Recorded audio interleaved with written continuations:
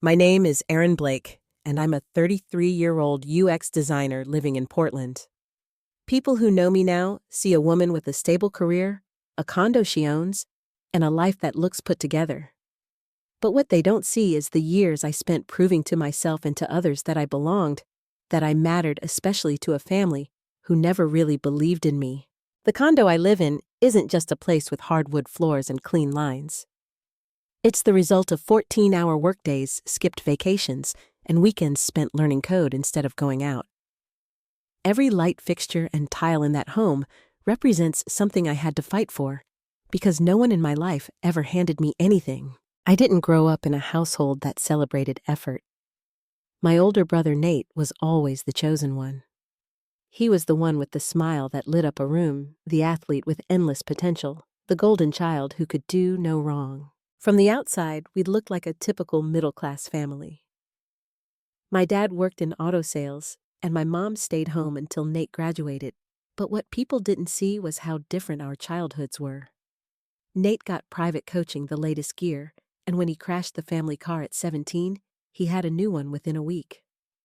I was told to take the bus. I still remember the day I asked about college savings. My mom looked at me like I was speaking another language. They had already spent it on Nate's tuition and his startup idea that folded in 6 months. I ended up going to a community college, working 30 hours a week, and transferring to a state university on scholarships I scraped together with essays and test scores. Even after I graduated and landed my first tech job, it felt like I was still trying to prove I wasn't invisible. Holidays were filled with questions about Nate's latest venture, even if it was barely more than a hobby. No one ever asked me how work was going or noticed when I got promoted. It wasn't just emotional, it was material. When I bought my condo at 29, it felt like the first time I'd taken back a piece of my life. No one in my family helped. They didn't even show up for the housewarming. My mom said she had a book club. My dad just said traffic into the city was always a mess. Still, a part of me hoped. Hoped they'd be proud. Hoped maybe this would finally be the thing that made them see me.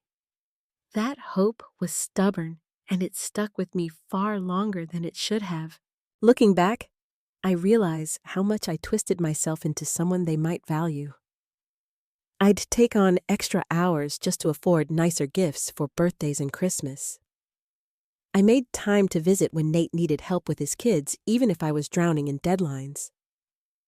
I didn't say no, because I thought maybe that's what love looked like. But the truth was, in my family, love always came with conditions, and the price of being loved was too high when I was the only one paying it. I thought that if I kept giving, eventually someone would notice the weight I was carrying. They never did, so I stopped waiting for their applause. I started building a life where my worth didn't depend on their approval. Still, I never expected that the very life I fought so hard to build would one day become the thing they'd try to take from me. And it all started with a birthday invitation that felt more like a summons. That was the day everything changed. The invitation landed in my inbox on a Monday morning like a trap disguised as a celebration. Subject line: join us for Nate's big 40th. I stared at it for a full minute, trying to ignore the sinking feeling in my chest. It wasn't just the party. It was how they worded it. The whole family will be there. We have something important to share. I knew that tone. It wasn't about cake or candles. It was about leverage, and I could already feel the pressure building. The next day, Mom called. She rarely called anymore unless there was something she wanted. Her voice was syrupy, like she was trying too hard to sound cheerful. She said it would mean the world to Nate if I showed up. She said they'd planned something special. She didn't say what. Then came the text from Dad. He didn't even ask how I was. Just said, "We need to talk as a family. You should come." That was never a good sign. Not in our house. Talk as a family usually meant talk at me until I gave in. Even Nate chimed in. A quick message, just a line or two. "Hope you can make it. There's something we need to run by you." He never messaged me unless his Wi-Fi was down or he needed a login reset. Now suddenly he was warm and brotherly. That alone made my skin crawl. I mentioned it to my friend Harper over lunch that Thursday. She's known me since college. I know my family patterns like someone who's watched the same bad play too many times. She raised an eyebrow and stirred her soup slowly. Sounds like a setup. I nodded, but didn't say much. I was trying not to overreact, trying to be fair. But something about this felt off. Harper reminded me of last Thanksgiving, of how Mom kept hinting about family sharing, about not being selfish with success. At the time, I brushed it off as one of her guilt trips. But now with this full court press to get me to the party, I wasn't so sure. Still, I kept telling myself it might be nothing. Maybe they were just trying to reconnect. Maybe for once, it really was about family. I wanted that to be true. I really did. So, I bought a gift, wrapped it in silver paper, picked a dress that was understated but nice, told myself to breathe and be open-minded. But as I drove toward my childhood neighborhood that Saturday, every mile closer made my chest tighten. The closer I got, the more certain I became. This wasn't just a birthday party. Something was coming. I just didn't know what. It happened just after the cake. Mom tapped my shoulder and said Dad wanted to see me in his study. Her smile was tight, her voice overly calm, like she was trying to hide that something big was about to happen. I followed her down the hallway, heart starting to race before I even reached the door. Dad and Nate were already inside. Nate sat on the leather couch legs, spread like he owned the place. Dad stood behind his desk, hands folded like he was about to pitch a deal. Mom motioned for me to sit. The only seat left was the hard wooden chair by the bookshelf. Of course it was. Dad started with small talk. Said something about the economy being rough. Nate chimed in, talking about the commute and how hard it was on the kids. I knew this game. The slow boil, the guilt marinade. I just didn't know what dish they were serving yet. Then it came. Dad said my condo had too much space for just one person. Nate leaned forward and said the schools in my district were better.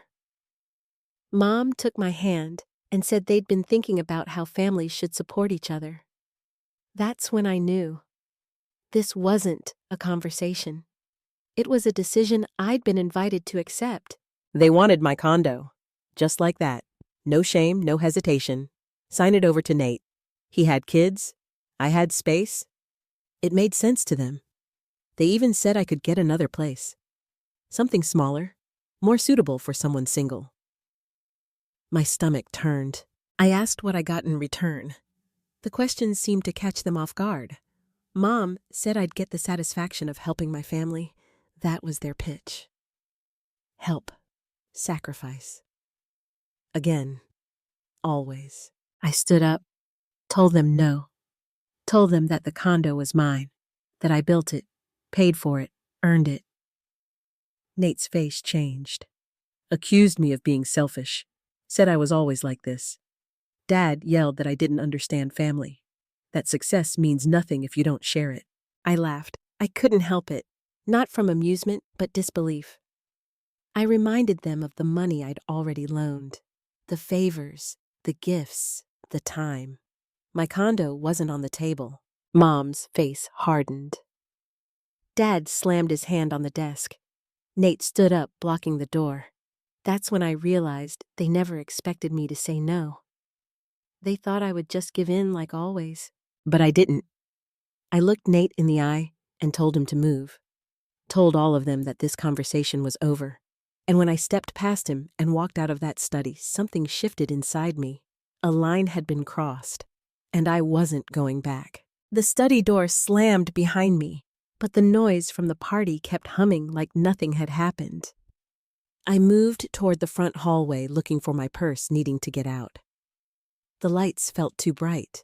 The music is too loud. I kept my head down, hoping I could slip out unnoticed. Then I heard him behind me. Nate's voice was raised, laced with something unhinged. He was saying I was ungrateful. I thought I was better than everyone else. I didn't turn around. I just walked faster, weaving through groups of people holding drinks and paper plates.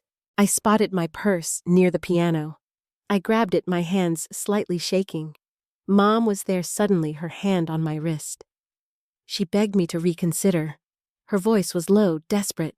I pulled away, told her it was done. Dad appeared beside her, shouting something about betrayal and family obligations. That's when people started paying attention. Conversation stopped. Faces turned. The party atmosphere cracked like ice underfoot. I stepped back, trying to put distance between me and them. I told them again that my answer was no. That nothing they said would change that. Nate's voice cut through it all, loud and bitter. He said I was ruining everything, that I was tearing the family apart. I didn't answer. That silence must have infuriated him. The next moment stretched like elastic. I saw him out of the corner of my eye near the drinks table. His hand gripped a bottle of champagne. For 1 second, everything felt slow. The noise faded. My vision tunneled. Then the bottle came down. There was a sickening crack. The glass shattered across my head. A burst of stars filled my vision. Warm liquid spilled down my face. It took a second to register that it was blood. My knees buckled. The floor tilted. People screamed. Someone gasped. The room spun, and my hearing came back in waves. Someone shouted for an ambulance. I felt hands grab my arms as I staggered forward, trying to reach the front door. My legs didn't want to work. I tasted metal. Outside air hit me like a slap. I stumbled onto the lawn, blood now mixing with champagne across my cheek and neck. Someone caught me as I collapsed. A neighbor, maybe. I heard sirens in the distance, or maybe just the ringing in my ears. The sky above me blurred. Someone said my name. I tried to answer but couldn't form the words. My vision dimmed at the edges. Faces circled overhead. My mother was crying. My father looked pale. Nate was nowhere in sight. But I remembered the way his face looked in that moment before the bottle hit. It wasn't just anger. It was satisfaction. Everything else faded to black. Sirens, voices, pressure on my head. My own heart was pounding like thunder in my ears, but under all of it was this one clear thought. They were really going to do it. They were really going to take everything. The hospital room was quiet, except for the steady beep of the heart monitor. My head throbbed with every heartbeat, and the bandage felt like it covered half my skull. But the pain wasn't the worst part. It was the silence from my family after what had happened. No visits, no apologies, just a lawyer card slipped into my bag by a nurse who'd seen too many stories like mine. Her name was Lena Park. Sharp eyes, calm voice, and a way of making everything sound clear even when my world felt upside down. She came to see me 2 days after the incident, notebook in hand. She started by asking if I'd ever signed anything related to my parents' house in the last 5 years. I told her yes, vaguely remembered something about refinancing, a quick signature to help them qualify for a loan. Nothing serious. Lena nodded slowly. Then she pulled out the paperwork. It wasn't just a signature. It was a full addition to the deed. I was a legal co-owner of their house, not symbolic, actual, 33% filed with the county. I blinked at the paper like it might change if I stared hard enough. The house I never felt welcome in was partly mine. Not by invitation, but by necessity. They'd used my credit to keep it afloat. Then came the second hit. She showed me a business registration. Mitchell & Gray Consulting, listed headquarters my condo, CEO Nathan Blake, board members my parents. I felt like I couldn't breathe. They had used my address, my name, my property, and didn't tell me a thing. I looked at Lena and asked how long this had been going on. She pulled up a timeline. At least 7 months, maybe longer. Emails, documents, financial trails. It wasn't a desperate act made in the moment. It was methodical, planned, executed with the assumption that I'd never say no. That's what hit me the hardest. Not just that they used me, but that they didn't even think I deserved a conversation. They believed I was so desperate for their approval I'd just let it slide. But I wasn't that person anymore. I felt the shift in my chest, a slow fire rising. Not rage, focus. Lena looked at me and asked what I wanted to do. For the first time in a long time, I had a clear answer. I wanted to fight, not out of revenge, but because I needed to reclaim something they'd never given me. Respect, autonomy, truth. They thought they could lie forever, but they forgot I had nothing left to lose.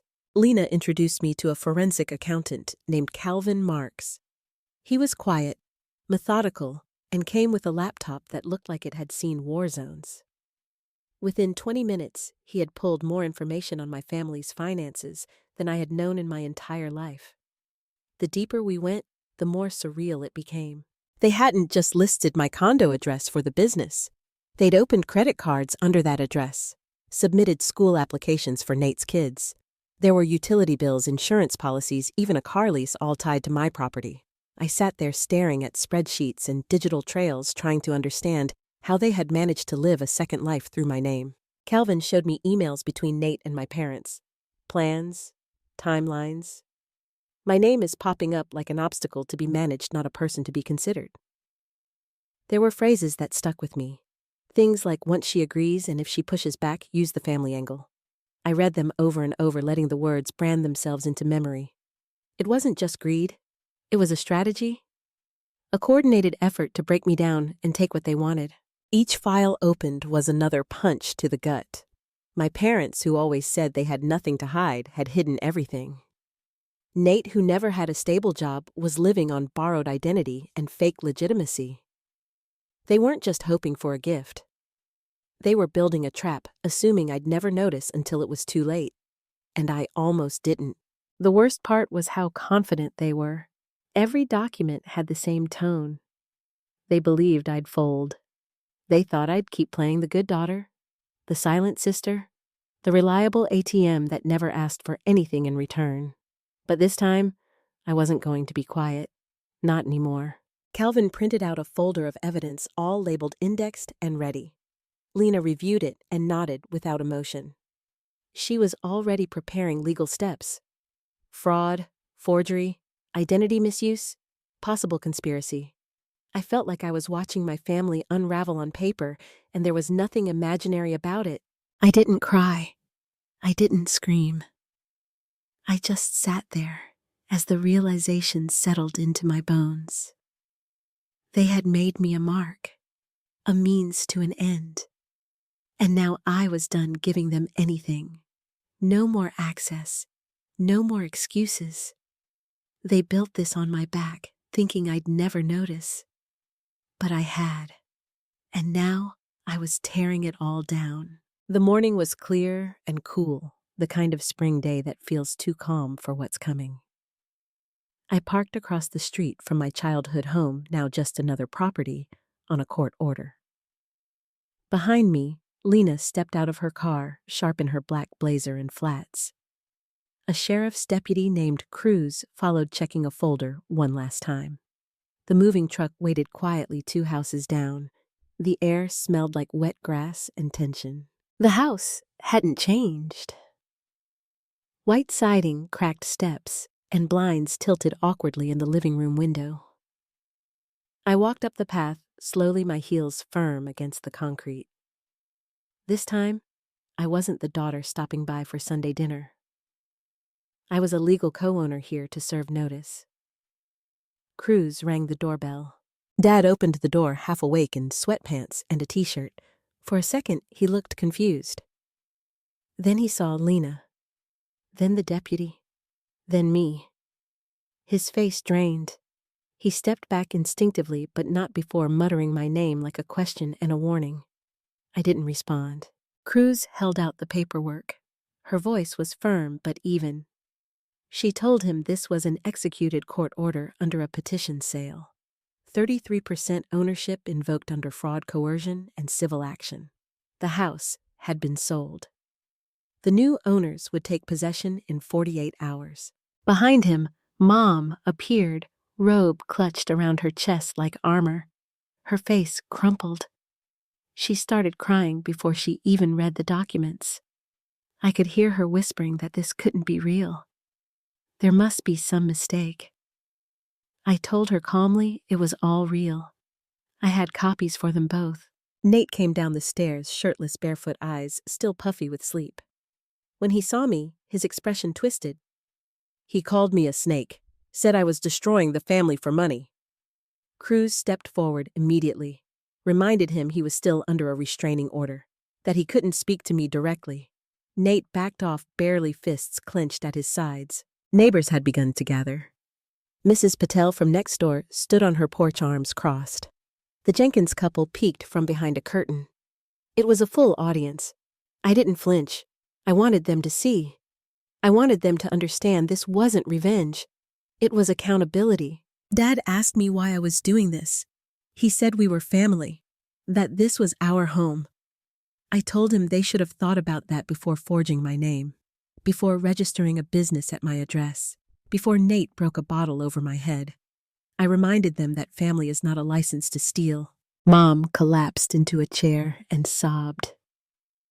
Dad kept shaking his head as if he did it long enough the court order would vanish. Nate looked like he wanted to punch a wall. Lena stepped beside me and handed over the check. My share from the house sale. Proof that they couldn't bury me under their lies anymore. Then I said it.